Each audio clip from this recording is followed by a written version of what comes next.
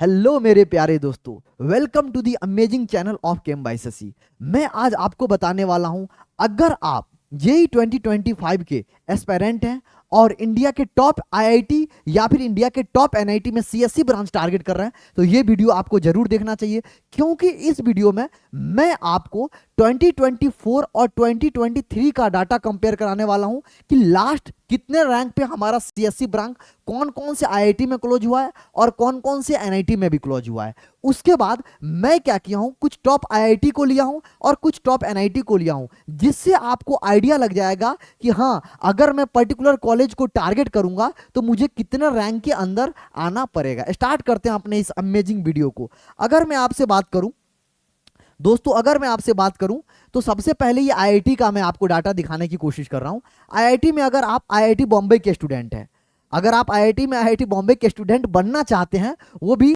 CSC branch के अंदर, तो मैं बॉयज का अलग गर्ल्स का अलग डाटा लाया हूं।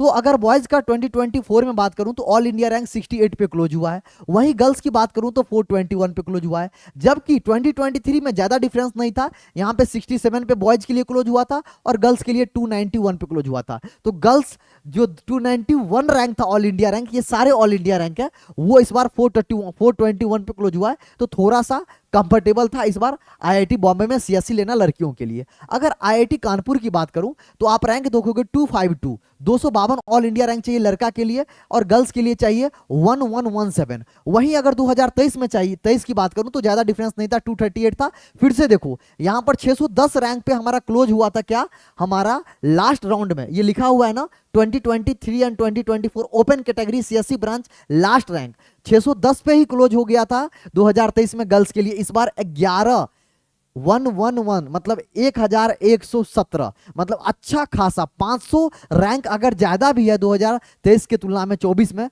तो लड़कियां ने अच्छे से एडमिशन सीएससी ब्रांच में इजीली ले ली है। आगे बढ़ते हैं। इस तरीका से खड़गपुर की मैंने बात किया, खड़गपुर में भी सेम देखोगे, जहां पर 702 लड़कियों के लिए बंद हुआ था 2023 में, इस बार वो 1661 है।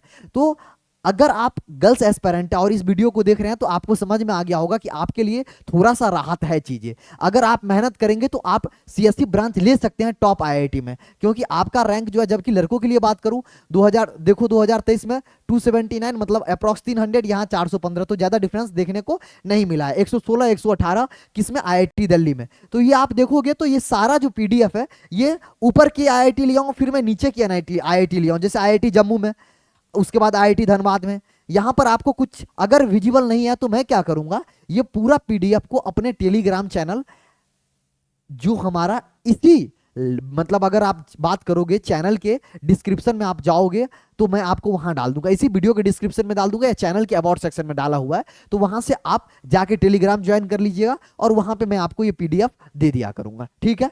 या फिर अगर आप चाहते हैं शशिकांत 1608 इंस्टाग्राम आईडी है, सर्च कीजिएगा, वहां पे मेरे को डीएम कीजिएगा, तो वहां भी मैं आपको प्रोवाइड कर दूंगा। लेकिन बेहतर है कि आप टेलीग्राम से लीजिए, क्योंकि आपको और भी कोई अगर डाटा चाहिए तो मैं वहीं पर प्रोवाइड करता रहूंगा, ठीक है। ये तो आईआईटी की बात रही, आप स्क्रीनशॉट भी ले सकते हो, ठीक है, अगर इधर उधर नहीं जाना चाहते हैं तो। आगे बढ़ते हैं एनआईटी की बात।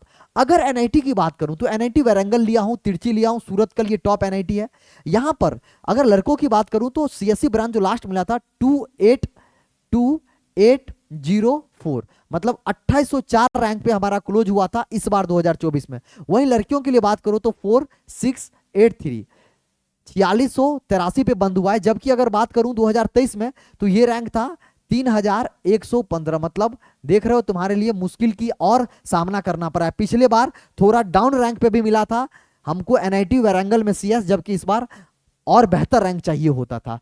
उसी तरीका से बात करूं लड़कियों के लिए ज्यादा डिफरेंस नहीं देखा गया है, सेम, क्योंकि हाँ कुछ सीटें भी बढ़ा था आईआईटी में, एनआईटी में भी कुछ सीट बढ़ा है, तो उसके कारण थोड़ा बहुत वो भी फर्क देखने को मिला है।